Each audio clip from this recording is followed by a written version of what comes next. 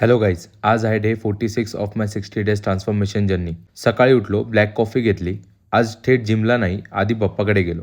मंदिरात पाऊल टाकताच एक वेगळी शांतता मिळाली. आज काही मागायला गेलो नव्हतो, फक्त बसलो, श्वास घेतला आणि मनात एकच भावना होती, जे चालू आहे ना पप्पा, ते तसंच चालू दे. दर्शन झाल्यावर एक गोष्ट क्लिअर झाली. आपण रोज वेट्स उचलतो, डाएट पाळतो, फाईट करतो, पण ते सगळं निभवायला लागणारी ताकद कुठेतरी वरूनच येते. मंदिरमधून थेट जिमला गेलो. आज बॅक डे होता.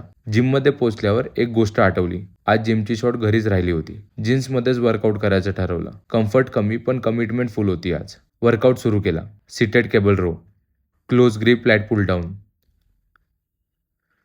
Wide grip lat pull down, bent over bench row, single hand dumbbell row, straight arm row आणि हायपर एक्सटेन्शन.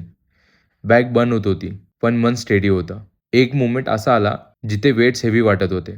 खूप थकल्यासारखं वाटत होतं. पण बाप्पा समोर बसलेला तो क्षण आठवला आणि रेप्स कंप्लीट केले. वर्कआउट संपून घरी आलो. बॉडी कंडिशन चेक केली.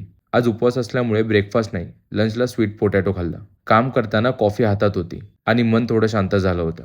रात्री डिनरमध्ये टोफू आणि थोडा राईस खाल्ला आणि आजचा दिवस संपवला. Day 46 complete. आज कळलं, फिटनेस फक्त बॉडी बदलत नाही, ती श्रद्धा, संयम आणि विश्वास मजबूत करते. आणि जेव्हा बाप्पा सोबत असतो ना, तेव्हा आपण थकत नाही, आपण घडत जातो.